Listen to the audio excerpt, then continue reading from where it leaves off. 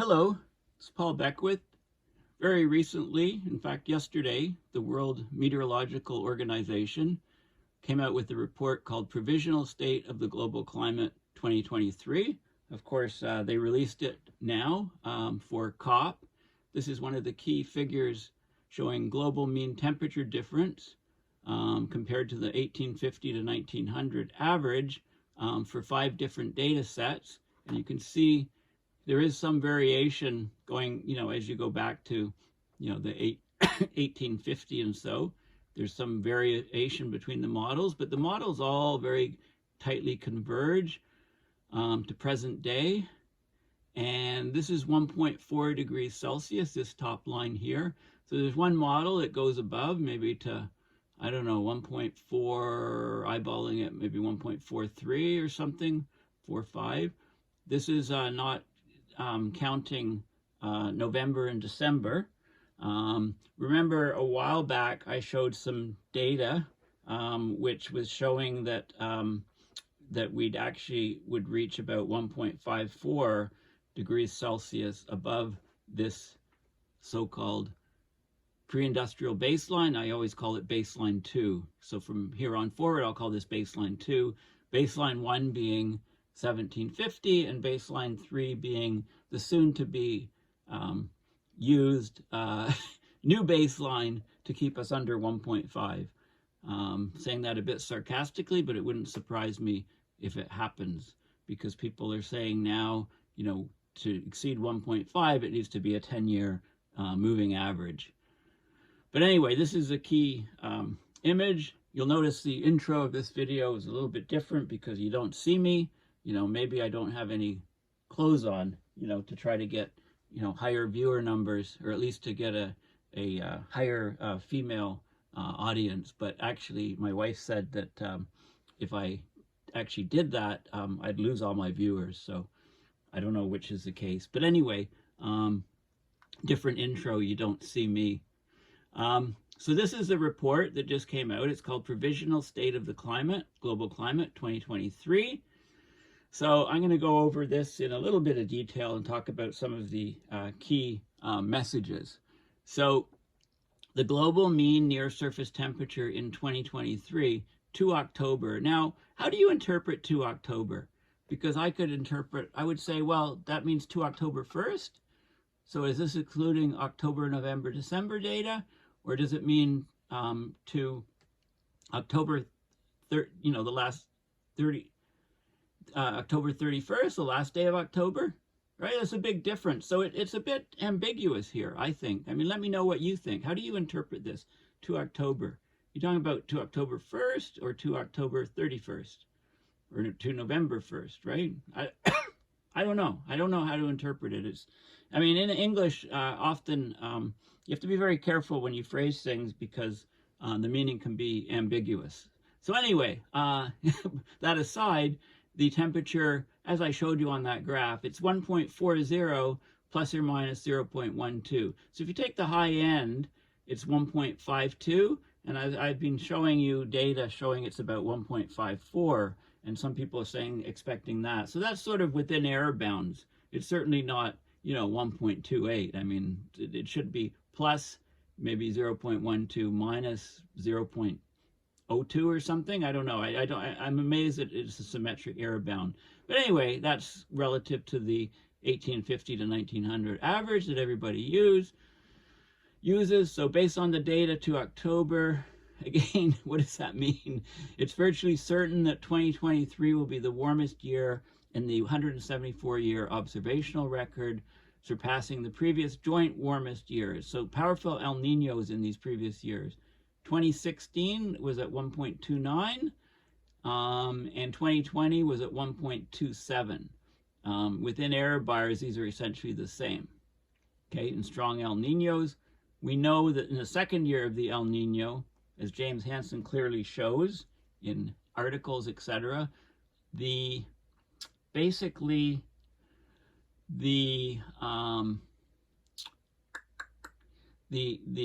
year after the El Nino starts is when the El Nino has time to kick in and give you record warming year, because heat comes out of the ocean, goes into the atmosphere, and we measure the heat in the atmosphere when we talk about the global mean near surface temperature, of course.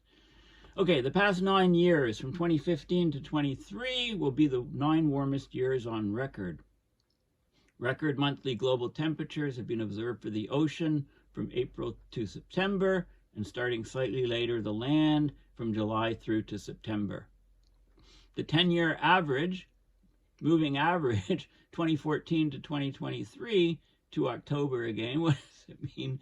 Global temperature is 1.19 plus or minus 0.12 degrees Celsius above the 1850 to 1900 average, the warmest 10-year period on record.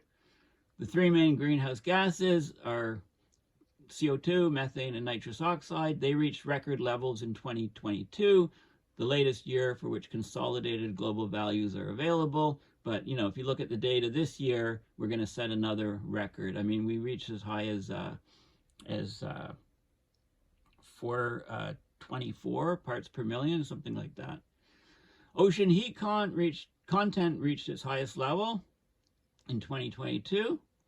The latest available full year of data in the 65-year observational records. You know, we'll have data on 2023 early in the new year of 2024. Global mean sea level reached a record high in the satellite record. 1993 to present is a satellite record for sea level. The rate of global mean sea level rise in the past 10 years is more than twice the rate of sea level rise in the first decade. So the sea level rise is accelerating. Of course, Antarctic sea ice extent reached an absolute record low for the satellite era in February. It's been at record low from June onwards. The annual maximum is September. Of course, it's, you know, southern hemisphere seasons are reversed. So southern hemisphere winter, September was far below the previous record low maximum. You know, we're missing a couple million square kilometers of ice. No wonder why the southern hemisphere is warming like crazy. Glaciers in western North America, the European Alps had an extreme melt season. In Switzerland, glaciers lost around 10% of their remaining volume in the past 2 years. Really significant. Of course, extreme weather continues to wreak havoc and cause severe socioeconomic impacts. Wildfires in Hawaii, Canada, and Europe led to loss of life, the destruction of homes, and large-scale air pollution. Flooding associated with extreme rainfall from Mediterranean cyclone Daniel affected Greece, Bulgaria, Turkey, and Libya. Remember Libya? Very, very heavy loss of life. Torrential rains, rivers overflowed, rivers took out 2 dams, rivers water went down to the coast, right, from the river, from the river to the sea, and caused a very, very heavy loss of life in Libya. From the rivers to the sea, you know, that's geography, right? That's the way rivers flow. Food security, population displacements, and impacts on vulnerable populations continue to be of concern. Weather and climate hazards exacerbating the situation, cascading effects in many parts of the world. And extreme weather and climate conditions continue to trigger new, prolonged, and secondary displacement. So lots of human migration. Nomad land, you know, there's a bunch of good books on human migration, and it's picking up big time. And it's one of the reasons why there's backlash and many governments are turning right. Look at Argentina, look at Netherlands just turned right. A lot of these are the wedge issue of migration and immigration. So, you know, in a resource constrained world, you know, most countries are just going to shut their borders, and there won't be migrants allowed going in. So if you live in a country that has bad luck in the climate casino, you're pretty much out of luck. So you might want to look at trying to go to somewhere safer before borders shut down. Okay, so this article that uses what they call global climate indicators, and they all provide an overview of the changes in the climate system. They're all interlinked. They connect the changing composition of the atmosphere, right? You've changed the chemistry of the atmosphere with the greenhouse gases. That changes the way energy is distributed and moved in the climate system. And there's a response of the land, ocean, and ice to this change. Okay, so these key indicators can have cascading impacts on national development and progress toward the UN Sustainable Development Goals, the SDGs. Changes in the acidity and or temperature of the ocean can affect marine life, impacts coastal communities, wreaking havoc on local catch, which is needed for the livelihood and food security of the country. So there are all these cascading connections. Climate science has a critical role to play in facilitating sustainable development. Well, we need sustainable retreat. And when are we going to start talking about that? As demonstrated in the 2023 United in Science report, I'll have to have a look at that. I think that's on the sustainable SDGs, Sustainable Development Goals.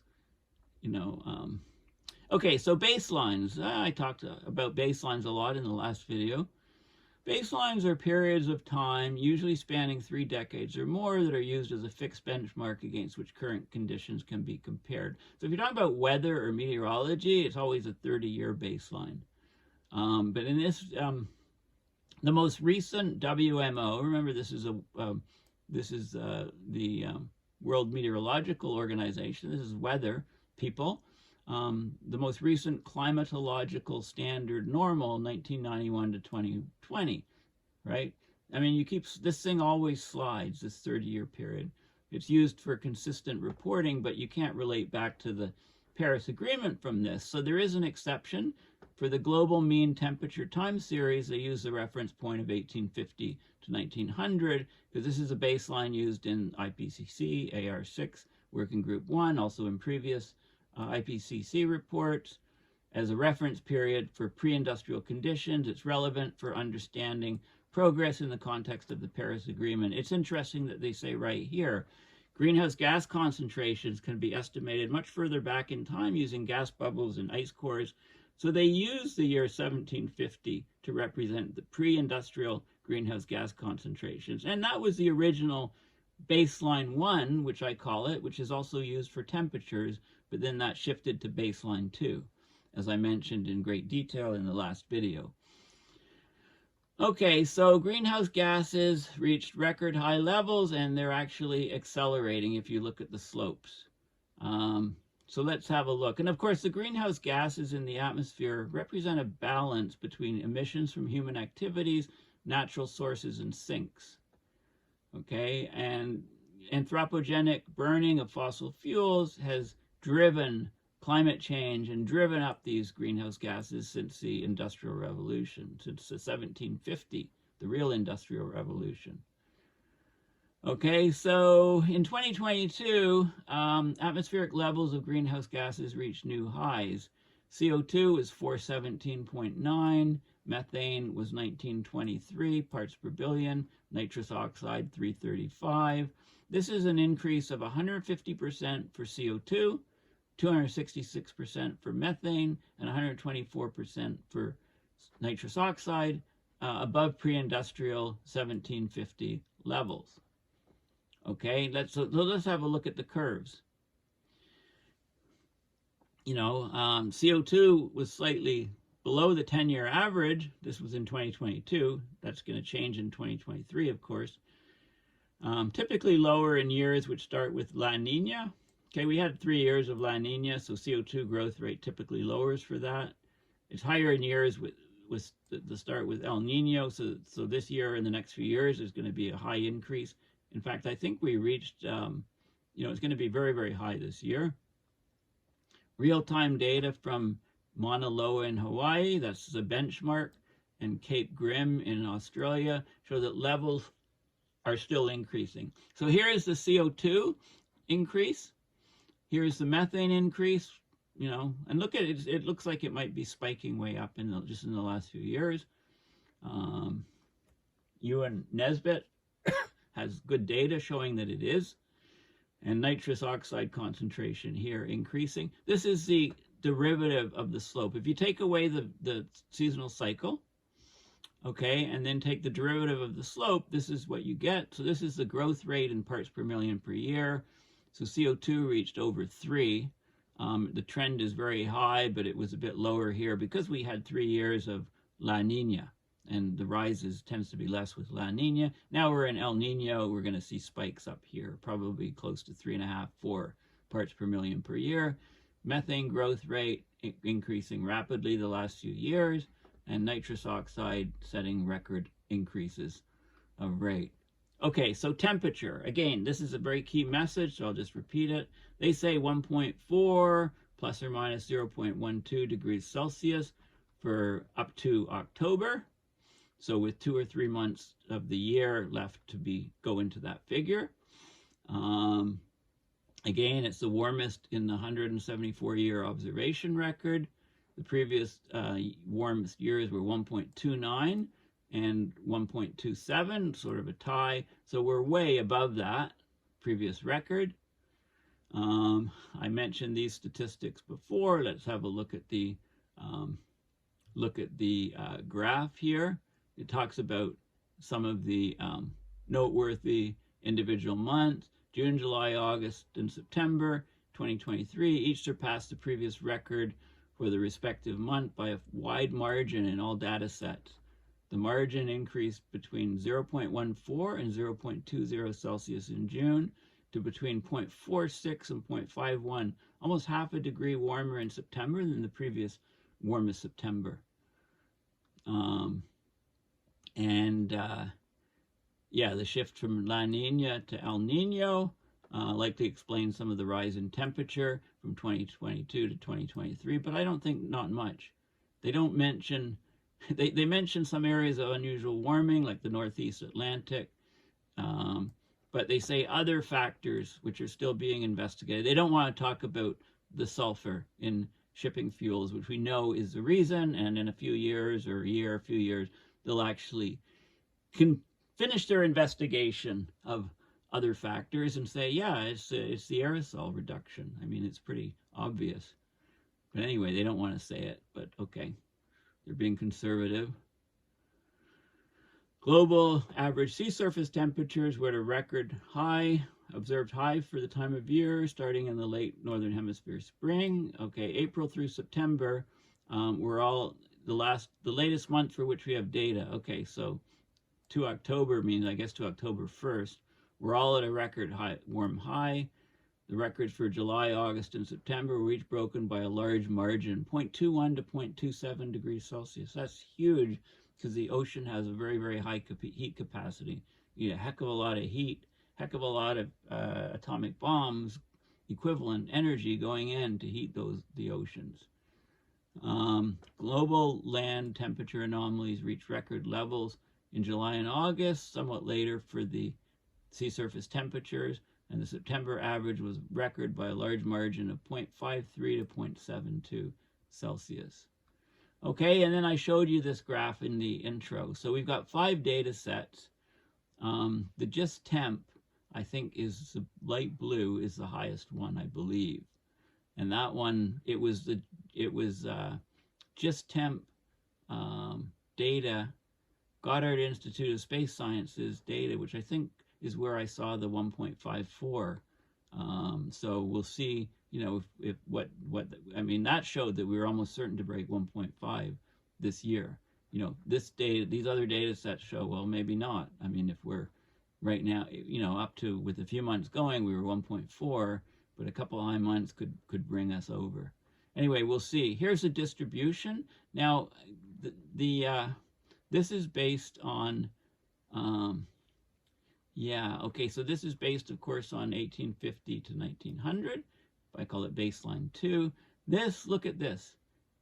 This is temperature anomalies, mean near surface temperature anomalies, but it's a difference from, look at that, it's from the 1991 to 2020 average, so it doesn't look too bad, right? It's from the closest climatological 30-year average. Again, it's data to October, I think it's to October 1st. Okay, so you can see areas that are experiencing the most warming. You know, even with this recent 30-year average, you know, we're still getting tremendous warming up in the Arctic, in Antarctica, also over vast parts of Europe. You know, tale of two continents here. East, North America, very, very warm. West, some colder regions. South America is getting hit hard. Southern Australia, warmer. Northern, a bit cooler. Okay, so let's look at the ocean. Okay, huge amounts of energy go in the ocean, right? The ocean covers about 70% of the Earth's surface. It absorbs heat and CO2, which can act to slow the rate of warming, right? Acts as a big carbon sink. But the heat absorbed by the ocean leads to ocean warming, and together with the melting of ice on land, raises sea levels. The ocean absorbing CO2 leads to ocean acidification. Warming waters, sea level rise, and ocean acidification all have significant effects on the ocean. Reminds me, I haven't seen any reports yet on oceans that have been just come out for COP28, so I'll have a look. I mean, I'd love to talk about the oceans. The key thing is that ocean heat content reached its highest level ever in 2022, the latest available full year of data in the 65-year observational record. About 90% of the energy that accumulated in the Earth's system since 1971 was stored in the ocean. As energy is accumulated in the ocean, it's warmed and the heat content of the ocean has increased. Okay, the upper 2,000 meters of the ocean continue to warm. It's expected that warming will continue, a change which is irreversible on 100 to 1,000 year timescales. Ocean heat content in 2022 was the highest on record.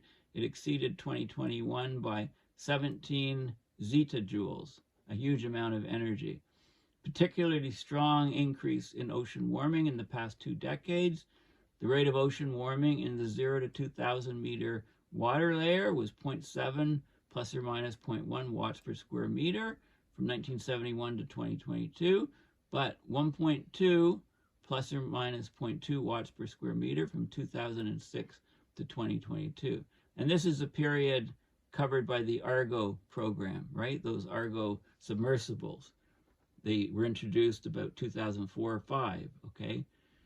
Deep ocean global warming below 2,000 meter depth is about 0.07. So the ocean's warming all the way through the water column. It's not warming strongly the same everywhere. The strongest warming in the upper 2,000 meters is in the Southern Ocean from 60 south to 35 south latitude, in the North Atlantic from 20 to 50 north, and also in the South Atlantic, 60 south to 0 south. The Southern Ocean domain is the largest reservoir of heat, accounting for about 36% of the global ocean heat content increase since 1958. So the bulk of it is in the Southern Oceans. The Atlantic Ocean is about 33% of the total, just under the Southern Ocean number. Pacific Ocean around 20%. Okay. Some relatively small regions are cooling, including the subpolar North Atlantic Ocean, extending from near the surface down to about 800 meter depth. This is, call it the global warming hole, if you like, south of Greenland. And this is associated with a slowing of the AMOC, the ocean circulation. So let's have a look. So this is the ocean heat content in zetajoules, 1960 to present day. And this is the 0 to 300 meters is the gray here. So 0 to 700 meters is the blue. 0 to 2,000 meters is the brown. And 700 to 2,000 is the green. So you can see, you know, more heat is going into the upper part of the ocean and the deeper. You know, it takes high time for heat to diffuse. This is the time series from 1960 to 2021, the change in watts per square meter in different ocean regions. And you can see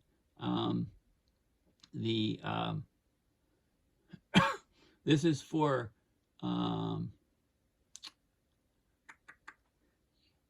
yeah, well, anyway, you can see vast areas here in the southern oceans have warmed more.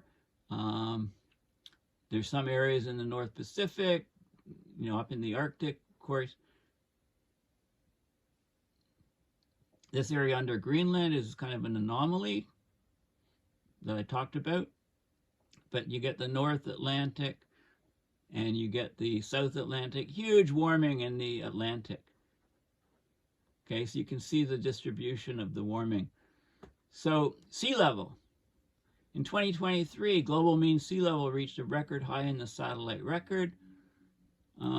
the rate is more than twice the level of sea level rise in the last decade than it was in a previous decade.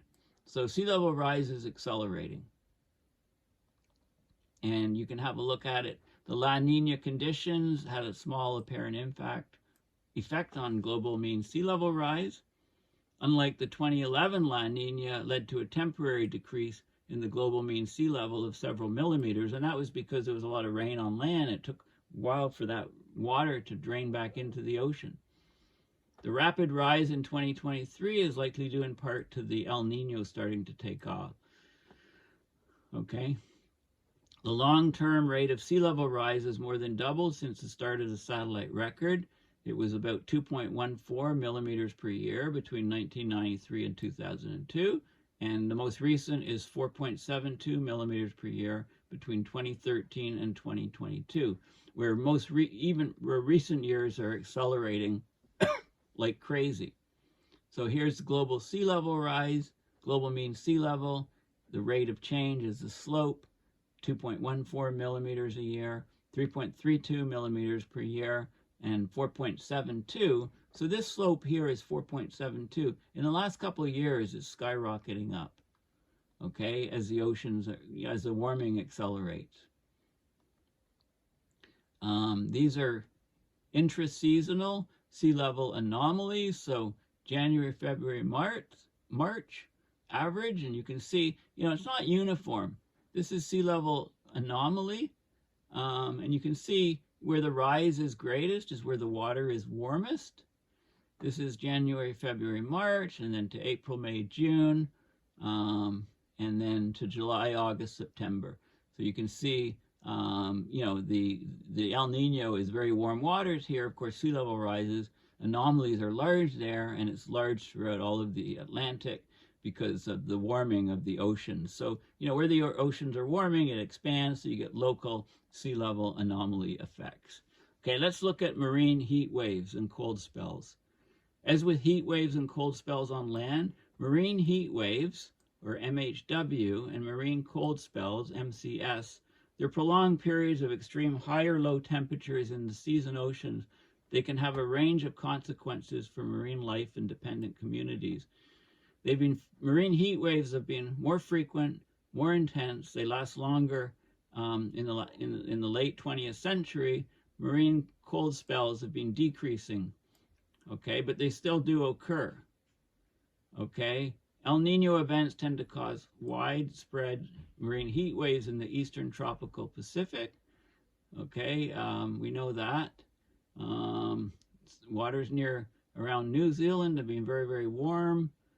Almost no marine cooling spells within 60 north or south of the equator.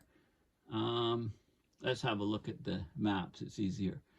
So this is marine heat wave categories of 2023 so far. Moderate.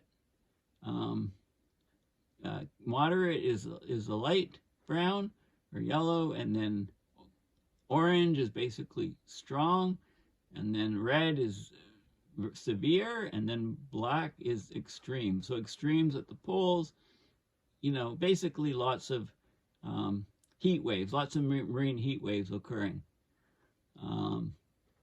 And you get more in the northern hemisphere summer, of course. This is marine cooling spells, and you get some. There's some regions where you get them, but they're becoming less frequent. Okay, ocean acidification is another metric that's big. So the ocean absorbs about 1/4 of the annual emissions of anthropogenic CO2 that goes into the atmosphere. The oceans absorb about 1/4 of it. The CO2 reacts with seawater. It forms carbonic acid. It results in a decrease in pH called ocean acidification. And of course, that affects organisms and ecosystem services, including food security. It reduces biodiversity. It degrades habitats in the ocean. It endangers fisheries and aquaculture. Okay, there's very high confidence that open ocean surface pH is now the lowest it's been for at least 26,000 years. Current rates of pH change are unprecedented since at least that time, 26,000 years. Okay, there's programs to measure it more in different places. Basically, this is the result.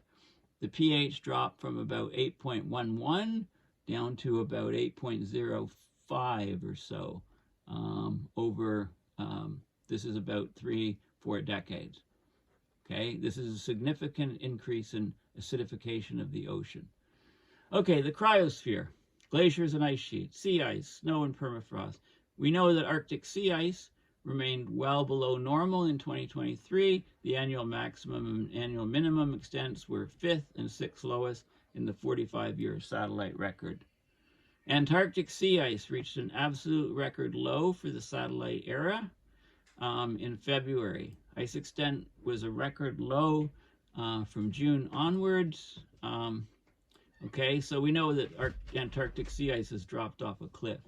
So this is leading to greatly enhanced warming in the southern hemisphere. Arctic sea ice reached its annual maximum, 14.62 million square kilometers on March 6th, 5th lowest in the satellite record. The annual minimum was on September 19th, 4.23 million square kilometers, well below the long-term average. This was the 6th lowest minimum Arctic sea ice extent. You can see it here compared to previous records. Okay, and this is the extent here. This is from the National Snow and Ice Data Center data. Okay, Antarctic sea ice extent declined to 1.79 million square kilometers on February 21st, an all-time minimum. Now notice, the decline of the Arctic sea ice, it's very, very high. It's surrounding the pole. It's very, very high latitudes. Okay, so if you think of the albedo effect, the sun has to be shining up in these regions for the albedo effect to kick off and cause the Arctic temperature amplification. Now let's have a look at Antarctica. Okay, so it's very high latitudes. The sea ice that's missing in Antarctica is at much it's much closer to the equator than the Arctic ice missing, right? So this ice has a huge albedo effect. Here's the 2023 extent. It just dropped off a cliff. It kind of snuck up on us. Blue ocean event in Antarctica as opposed to as the Arctic. Maybe the Antarctica is more sensitive to sea ice. Okay, ice sheets. An ice sheet is an expanse of ice that covers an area more than 50,000 square kilometers. There's two ice sheets, right? The one on Greenland and the one on Antarctica. The mass balance of an ice sheet is the sum of three components: the surface mass balance, the marine mass balance, and the basal mass balance. Okay, the surface mass balance is the difference between snow accumulation and meltwater runoff. The marine mass balance is the mass loss at the edge of the ice sheet from calving of icebergs and the melting of ice in contact with the ocean. And the basal mass balance is melting of the ice sheet at the bed due to geothermal heat and friction as the ice slides over the bedrock. Okay. Final numbers for Greenland are not available yet. Preliminary estimates show an estimated 2022 to 2023 surface mass balance 330 gigatons, below the long-term average but well above the extreme melt years. Basal mass balance minus 27 gigatons, and the mass balance at the bed, or marine mass balance minus 490. This is the melting at the bed. This is the mass balance from the marine. Okay, so minus 190 gigatons net. Okay, there was the summer 2023. Summer 2023 melt season was relatively intense, punctuated by major heat waves in July and August. Okay,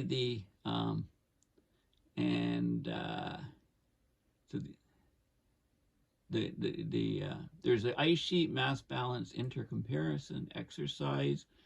It documented the acceleration and combined mass loss from Greenland and Antarctic ice sheets over the period of the satellite record.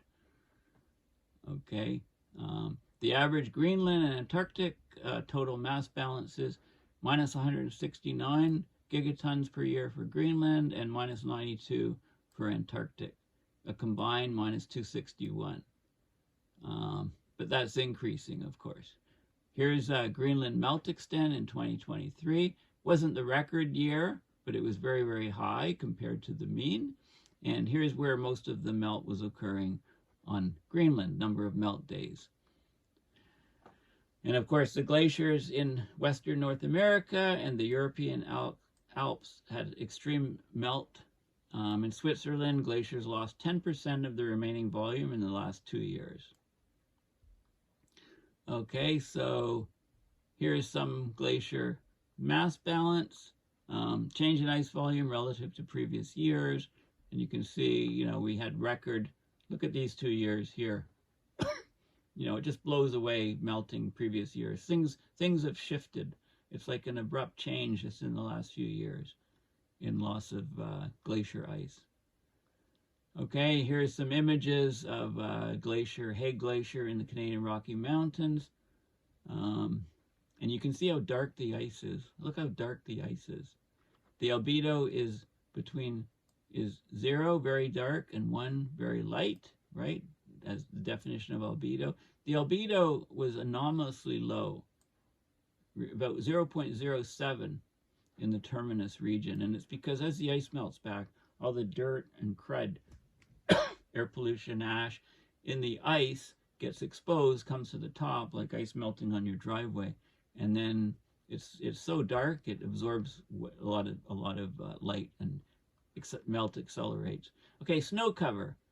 Remember, snow cover is important, right? I mean, as bad as the ice decline is, sea ice in the Arctic, making the Arctic a darker place, snow cover has about an equal effect. Spring snow cover has been dropping off a cliff. Seasonal snow cover in the Northern Hemisphere has been experiencing a long-term decline in the late spring and summer. Northern Hemisphere snow cover extent for May, it was the 8th lowest on record. North American snow cover for May was the lowest on record. Okay, lowest on record in North America. So there's been a long-term decline. North American snow cover extent for May was the lowest on record at 7.47 million square kilometers, about 1.57 million square kilometers below the long-term average. Okay, so yeah, really, really low. And here's Northern Hemisphere snow cover, decline trend, extent in millions of square kilometers. So, you know, here we were 20 to 23, say, down to about 18 or so. North America, it's about 10 or so, down to about 7 or 8. Okay, this is from the Rutgers Snow and Ice Data Center, or Rutgers Snow Cover Center. So short-term climate drivers, of course, the prolonged La Nina cooled things a bit. It gave way this year to the El Nino, which has been well established since the fall, and so causing an increase in sea level rise. So it talks about the ENSO as one of the primary climate driver phenomena. It's linked to hazards like heavy rains, floods and drought, heat waves and cold spells. You know, it's a weakening of the trade winds in the Pacific, generally has a warming influence on atmospheric global temperatures. You know, we had a multi-year La Nina event from mid-2020. It just ended in early 2023, 3-year event. Okay, and but now, so we had a long La Nina event. This is the Oceanic Nino Index, and now we're into an El Nino, and it remains to be seen. Is it going to be like one of these super El Ninos, you know, here in 1998? Remember 1998, right? For 10 years after, climate deniers were saying, there's been no warming since 1998. Idiots. Okay, rainfall patterns, monsoon patterns, all these things are kind of affected by the ENSO. There's also something called the North Atlantic Oscillation. Average sea level pressure in the North Atlantic is characterized by an area of lower pressure close to Iceland, known as the Icelandic low, an area of higher pressure centered over the Azores, known as the Azores high. The North Atlantic oscillation is based on the sea level pressure difference between the Icelandic low and Azore high, and it affects weather in the North Atlantic basin, Europe, and the Mediterranean.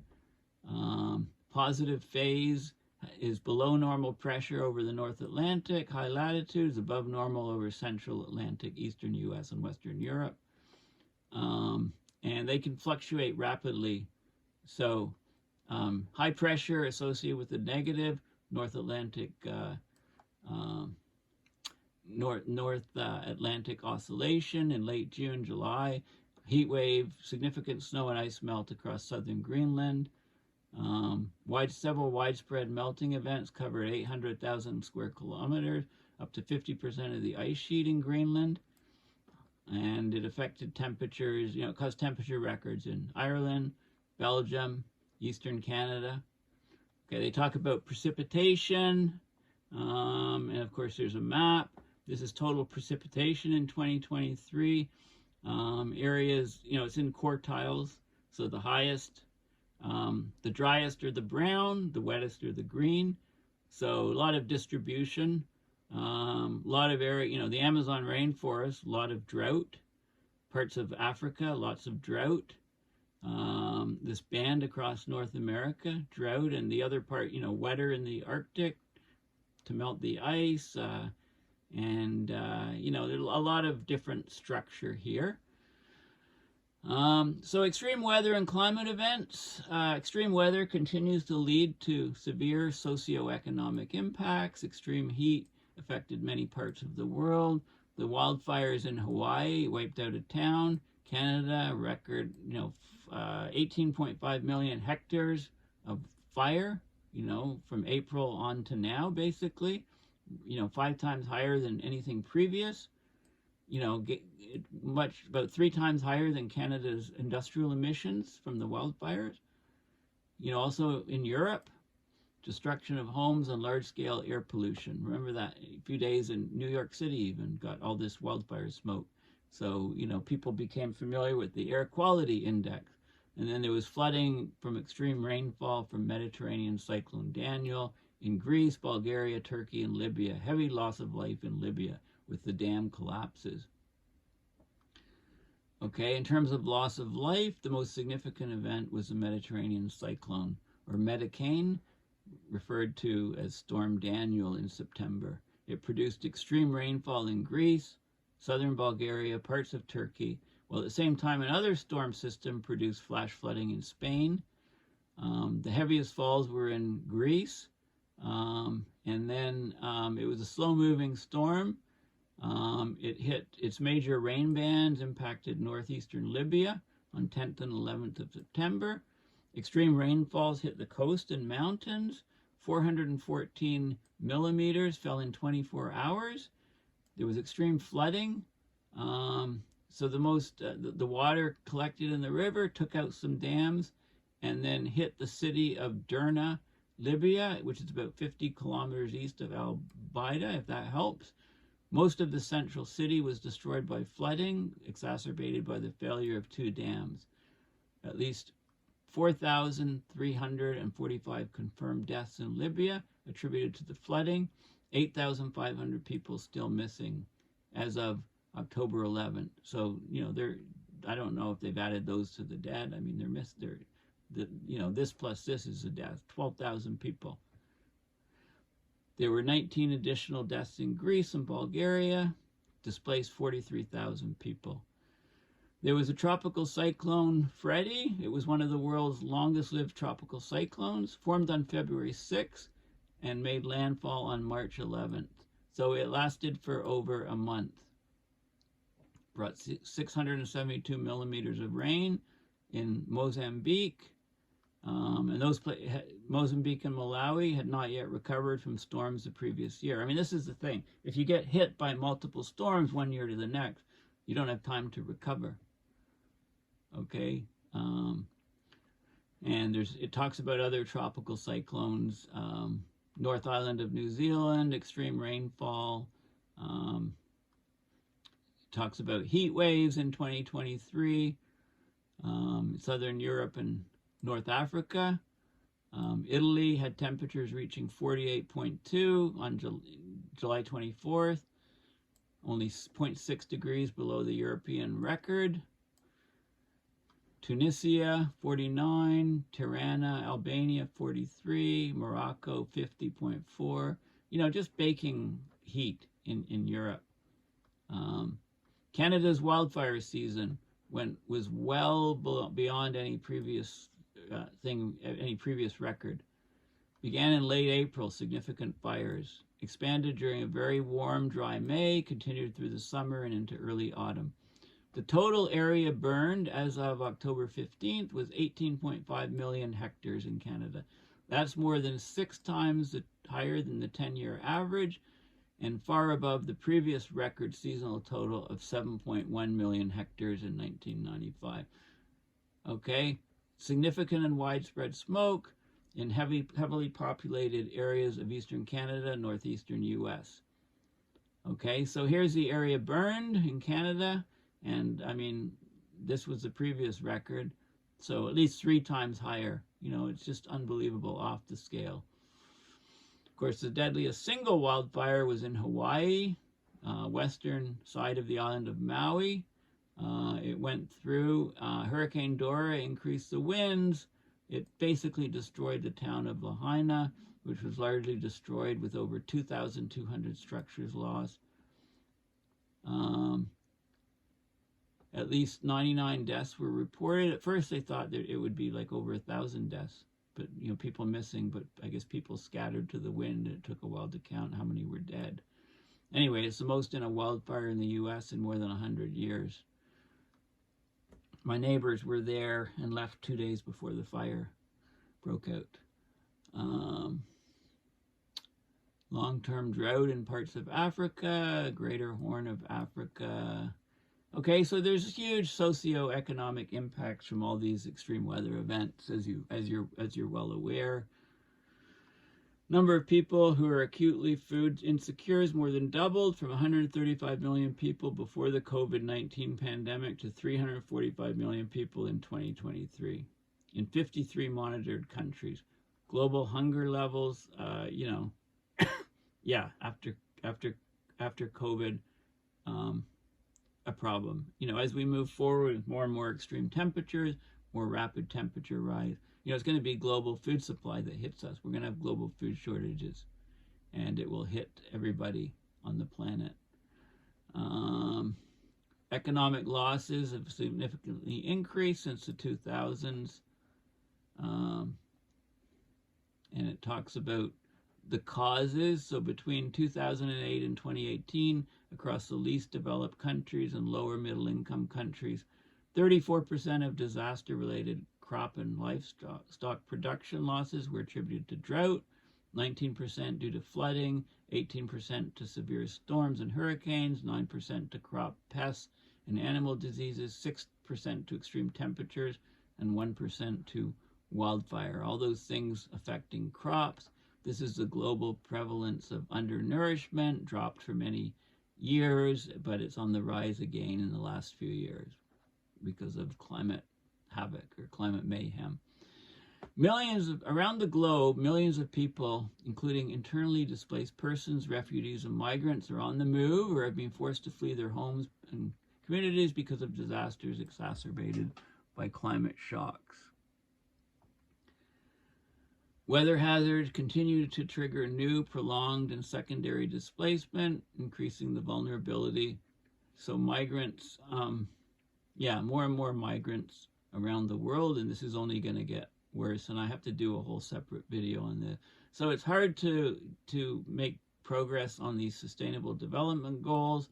We're heading backwards because of climate. Okay, and basically the data sets are here, the temperature series, annual temperature map, some information on the 5 different models, and then, you know, it's well referenced, lots of good references about various things. Okay, so So that's the gist of it.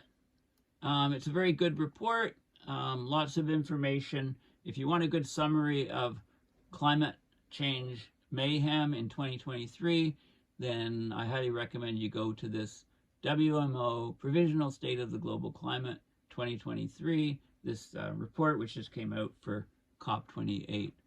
And lastly, I'll give my plug for paulbeckwith.net. Please consider donating to my PayPal to support my research and videos. Okay, thank you to everybody that is supporting me, and bye for now. Until next time.